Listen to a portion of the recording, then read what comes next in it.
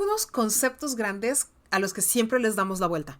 Lenguaje, discurso, cultura y, sin lugar a dudas, ideología es uno de ellos. El asunto también es que disfruto mucho tener que aterrizarlos. De hecho, este episodio es uno de mis retos favoritos. Hablar de un tema complejo, de forma breve y que espero que todos puedan entender. Además, si ya les hablé de semiótica y les conté de las mitologías contemporáneas, pues ideología es una de las palabras grandes favoritas que además tienen que ver con estos conceptos. Y también es un concepto que me hace muy feliz pensar, explicar y analizar. Bienvenidos al podcast. Si me causa curiosidad, lo investigo. Si lo investigo y me gusta, profundizo y lo conecto con otras cosas y platico acerca del tema hasta el cansancio. La curiosidad no mató al gato, le dio un podcast. Bienvenidos a Neurona Random.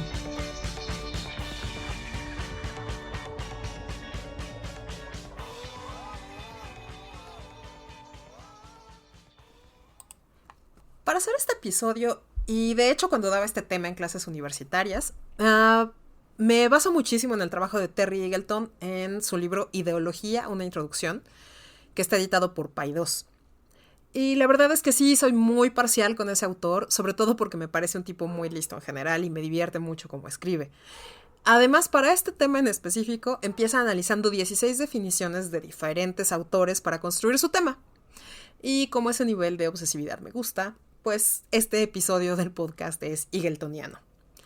También tengo que admitir que después de ver el episodio de Philosophy Tube que hizo Abigail Thorne al respecto de ideología, sentí que era un reto que quería tomar y pues aquí estamos. Pero entonces, empecemos por el concepto de ideología que más se considera de sentido común. Esta idea de usar el término para criticar el uso de ideas preconcebidas y rígidas que deforman la comprensión. Por ejemplo, una visión del tema que fue muy común durante la Guerra Fría. Los comunistas tienen ideología, nosotros tenemos libertad de pensamiento. Y lo cierto es que no todo preconcepto es ideológico. De hecho, necesitamos preconceptos para comprender la realidad. Y tampoco es cierto que todo lo que es rígido para unos lo sea para otros. Entonces, el concepto de ideología que usamos en conversaciones casuales generalmente va acompañado de un juicio moral hacia el que piensa distinto a nosotros. Además, no todos los conjuntos rígidos de ideas son necesariamente ideológicos. Por ejemplo, si yo tengo una compulsión por alinear las cosas y me gusta dormir del lado izquierdo o si no, no me acomodo, pues son rigideces mías, pero no necesariamente son ideológicas. Y aquí empezamos a ver las relaciones de ideología con otros temas. Tiene una cierta relación con la idea de filosofía, pero también con la noción de poder. Y ya que entramos en el tema de poder, Eagleton empieza a picotear la definición en la que hablamos de la ideología como la legitimación del poder de un grupo o clase social dominante. Ahora, por supuesto que el problema con esta definición es exactamente el mismo que con la anterior, pero al revés. Porque entonces el capitalismo y el machismo serían ideológicos, pero el comunismo o el feminismo no podrían serlo porque no son un poder político dominante. Y sin embargo, en muchísimos espacios se escuchan críticas a la ideología comunista o a la peligrosísima ideología de género, que tampoco sería una cosa dominante. Entonces, Eagleton diría que escuchar a alguien criticar a un grupo de ideas como ideología más bien te puede dar una buena idea de en qué punto del espectro están, que es generalmente el opuesto al que critican. Ok. Ahora, Martin Seliger propone una definición más amplia. Ideología como un conjunto de ideas por las que los hombres proponen, explican y justifican fines y significados de una acción social organizada y específicamente de una acción política, al margen de si tal acción se propone preservar, enmendar, desplazar o construir un orden social dado. Aunque sí está bueno estirar el concepto de esta forma, si lo ampliamos demasiado le empieza a quitar las garritas, digamos, y entonces puede querer decir cualquier cosa y se empieza a volver difuso. De hecho, ese es el máximo problema de este concepto y el concepto de cultura, que probablemente tratemos pronto. Por ejemplo, este concepto elimina varios elementos que nos ayudan a analizar la relación entre poder e ideología, que tiene que ver también con cómo hay todo un universo de fuerzas que se entrelaza con la vida cotidiana, o, como decía Kate Millett, lo personal es político. Pero también es cierto que el poder se tiene que interrelacionar de alguna manera con valores y creencias para poder ser estudiado a partir del concepto de ideología. Tendría que haber algo que se le oponga para poder analizarlo. Lo que nos interesa entonces es saber qué luchas son más o menos centrales a ese poder, además de la forma en la que el discurso se asocia con intereses sociales específicos. Y para llegar ahí, vamos a usar un concepto interesante que se relaciona frecuentemente con el análisis de ideología desde una perspectiva negativa, que es la noción de falsa conciencia. Tiene que ver con ideas que damos por hechas, ciertas y buenas, porque las compartimos con un grupo social de referencia. Lo divertido de este concepto es que al ser esencial en nuestro sistema de pensamiento, somos bastante incapaces de ponerlo en tela de juicio. De hecho, aquí hay muchísima relación con la idea de mitologías de Barthes. Son, por decirlo de alguna manera, las ideas precargadas que vienen de nuestros grupos. Estas ideas, entonces, son vistas como absolutas, dadas por ciertas, son, entre comillas, naturales. Quienes creen algo distinto tendrían que estar equivocados. Y ni siquiera es discutible el por qué, es evidente. Eso es lo que dificulta la mayoría de las conversaciones con gente que no es capaz de aflojar sus tornillos ideológicos, por decirlo de alguna manera. De hecho, podríamos hablar de 3 herramientas básicas que usa la ideología para consolidarse. La primera, racionalizar, que es explicar por qué lo que creemos es lógicamente congruente o éticamente aceptable en relación con actitudes, ideas y sentimientos cuyos motivos verdaderos quedan ocultos. Otro proceso es legitimar, que es justo la dinámica a través de la cual el poder dominante afianza el reconocimiento tácito a su autoridad.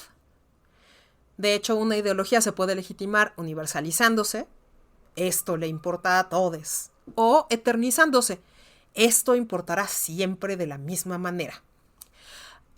De hecho, por ejemplo, el lenguaje inclusivo deforma la universalidad eterna de la lengua española. Es un precepto de legitimación. Otra herramienta básica, que es la naturalización, que son justo estas creencias que son de sentido común. Se relacionan mucho con esta noción del deber ser y evita que la crítica entre en este, digamos, tejido que se hace entre la ideología y la realidad. De hecho, una de las cosas más terribles, de la cual no vamos a hablar demasiado, es que ver ese tejido no implica romperlo. De hecho, a veces al contrario, puede volvernos un poco más cínicos. En este caso de, pues, si la acción individual no logra nada, pues la acción individual no importa. Ahora bien, si todas las ideologías tuvieran siempre y solamente como base la idea de creación de falsa conciencia, implicaríamos otra vez que la ideología es en esencia algo negativo y que toda persona con una ideología es proclive a creer una mayoría de tonterías, lo cual no necesariamente es cierto. Aunque esa falsa conciencia puede mantenerse en el tiempo, también es cierto que las peores falsedades tienden a caer cuando se demuestra que lo son, aunque eso tampoco ocurra necesariamente rápido. Lo interesante de la falsa conciencia, entonces, no es que la gente sea capaz o no de creer tonterías de manera continua, sino de la manera en que la creencia continua en algunas tonterías es relevante para el poder político. Lo interesante es que una ideología puede contener afirmaciones falsas que se vuelven puntos de falsa conciencia, pero la falsa conciencia no es la ideología completa. O sea, aunque haya estas ideas premasticadas, no pueden ser solo fantasías desconectadas de las realidades sociales, sino que tienen patitas que aterrizan en la realidad y que tienen alguna conexión con la experiencia de la gente. Citando, hay afirmaciones de carácter convencionalmente ideológico que son verdaderas. Un ejemplo fácil. Si yo les digo la frase, el millonario de moda es un tipo muy disciplinado que se despierta todos los días a las 5 de la mañana y lee libros, puede que esté hablando de hechos ciertos, pero quien dice esto generalmente no lo hace solo para informarnos. Hay una intención detrás. De hecho, crear la noción de que despertarse temprano y leer construyen una especie de mérito que justifica sus millones de pesos y borra de nuestra vista, por decir algunas cosas, que heredó muchísimo dinero de su familia o que la gente que trabaja para él recibe una paga que no es la justa o, en fin, pueden pasar miles de cosas por detrás. Generalmente estas afirmaciones están impulsadas por justo la intención de legitimar ciertos intereses, sobre todo en una lucha de poder. Ahora bien, esto quiere decir que una afirmación ideológica también puede ser cierta en lo que afirma, pero implicar una falsedad o negar hechos de fondo. Otros 2 ejemplos. Las mujeres ya trabajan y votan, por lo tanto ya tienen los mismos derechos que los hombres. Y eso oculta que, aunque eso está puesto en el dicho, no siempre las prácticas van a resultar en esa igualdad de derechos. O decir, soy mexicana y estoy orgullosa de serlo. Eso puede ser cierto, pero ser mexicana no es una virtud en sí, es un hecho.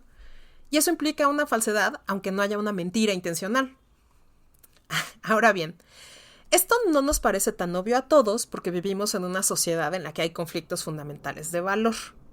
Y eso tiene que ver con lo mucho que nos cuesta ponernos de acuerdo en un nivel fundamental en muchas cosas que son importantes. Ahora bien, hay otros autores, como Althusser, que dicen que todo esto de si los valores son verdaderos o falsos y si hay falsa conciencia o no es irrelevante. Que de lo que va la ideología es de cómo vivo mis relaciones con el conjunto de la sociedad y que obviamente esto no puede englobarse en criterios de verdad. En realidad, la ideología para él es un set de prácticas significantes que nos transforma en seres sociales y nos conecta con las relaciones de producción dominantes en la sociedad. Entonces, en vez de solo alegar si la conciencia es falsa o no, para Althusser la onda es si nos conecta y cómo nos conecta con otras personas. Y aunque la damos por hecho, en realidad construye una red muy complicada de relaciones emocionales y subjetividades que no necesariamente están cargadas de la mala fe que presupone la idea de falsedad. Y además, aunque hablemos de falsa conciencia, estamos hablando de algo que tiene efectos reales en las acciones y visión del mundo de las personas. De hecho, es importante que opere a nivel teórico y práctico. Si lo que consideramos ideología se sostiene por su pureza de intenciones, pero no hay forma de ejecutarla, lo que tenemos entre manos es una bonita filosofía, pero no es una ideología. A la ideología se le van sumando creencias, valores morales, emociones y sentimientos, que son elementos afectivos que acaban estableciendo un tono. Y para hablar de esto, invoquemos entonces a Jürgen Habermas, que define ideología como una comunicación deformada sistemáticamente. Y bueno, en este caso la deformación de esa comunicación podría generar significados deformes y persistentes, porque se van reforzando una y otra vez con las interacciones, los mensajes mediáticos y así. Sin embargo, habría que considerar que aunque una ideología puede estar muy generalizada, siempre va a tener fisuras y contradicciones. Esto es bien sabroso porque abre la puerta al cambio siempre. Bueno, ya hablamos de muchas áreas. Pero entonces, ¿qué diablos sí es la ideología? Otra de las definiciones que trae a la mesa Eagleton es la de un autor, apellidado Heuss, que a nivel descriptivo la menciona como un sistema de creencias característico de ciertos grupos o clases sociales, compuestos por elementos discursivos y no discursivos. Pero también hay definiciones positivas y negativas. Por ejemplo, en el sentido negativo, este conjunto de valores, significados y creencias deberían ser mirados de manera crítica porque apuntalan a una forma de poder opresiva, o porque estas ideas y creencias en cuestión pueden tener efectos que contribuyan a legitimar una forma de poder injusta, o porque pueden distorsionar la realidad social, y entonces tomamos un periódico enrollado y le pegamos a la ideología por mala. También es importante mencionar que en un sentido positivo, la ideología significa también un conjunto de creencias que mantiene unido e inspirado a un grupo o clase en el logro de objetivos políticos considerados deseables. Y aquí es donde, por ejemplo, podemos hablar de ideología, aunque no sea un tema dominante. Y hablamos de el feminismo y de la defensa de los derechos de las minorías y de la igualdad y de todos estos temas. Eso sí, aunque pretendan unificar, muy rara vez estos sistemas de creencias van a ser homogéneos. Casi siempre tienen conflictos internos y tienen que llegar a compromisos entre fuerzas. Y aquí es donde la cosa se pone interesante. Porque dentro de la cultura, que como ya les dije es otra de esas palabras enormes de las que probablemente platicaremos en un episodio no muy lejano, todas las ideologías tienen que negociar con otras. Para poder mantener el dominio, la ideología dominante va a tener que abrirse al diálogo y aceptar ciertas modificaciones y concesiones a las ideologías subordinadas. Ahora bien, algunos autores hablan de una ideología dominante con alta cohesión interna, ¿no? Y otros autores hablan de una ideología dominante que en realidad es un masacote informe. Y yo en lo personal me inclino mucho más por esa segunda opción. Obviamente, cuando decimos esto, abrimos la posibilidad del cambio. Y eso coloca dos razones básicas por las que creo que es importantísimo hablar de ideología. Primero, porque obviamente para poder desmontar la comunicación deforme, tenemos que poder analizarla y ser capaces de demostrarla suficientes veces en contextos apropiados y oportunos. Y creo que este sí es uno de los puntos esenciales por los cuales me interesaba hablar de este tema. Porque ser capaces de analizar en dónde está fallando la comunicación de nosotros y de otras personas es una competencia esencial en una realidad como la nuestra, que es compleja y es diversa y etcétera. Y otro punto súper importante. En realidad pasa que es muy fácil asumir, como decíamos muy al principio del episodio, que lo que las otras personas que no piensan como yo es una ideología y eso es adoctrinamiento, y que lo que tengo yo como sistema y estructura es claridad y pensamiento crítico. Y eso en realidad no nos ayuda. ¿Por qué? Porque no nos deja analizar nuestros propios puntos flacos, ni ver dónde están las posibilidades de cambio. Y al ser capaces de analizarlo y de ver los sistemas de pensamiento y valores y dinámicas que nos configuran, podemos entonces abrirnos a la posibilidad de cambio y diálogo, inclusive en sistemas de pensamiento que son muy distintos a los que compartimos. Y por eso les traía este tema enorme. Yo en realidad espero que este episodio les haya dado ideas, los haya puesto a pensar o hasta a discutir conmigo, porque ya sé que el tema se presta mucho. De hecho, la conversación puede seguir en el Twitter de @neuronarandom. Como siempre, nos va a encantar leer sus comentarios, dudas, mentadas, sugerencias. Para eso estamos. Y como casi siempre, nos escuchamos dentro de 15 días con otra nueva excursión por un tema interesante. Sigamos haciéndolo random.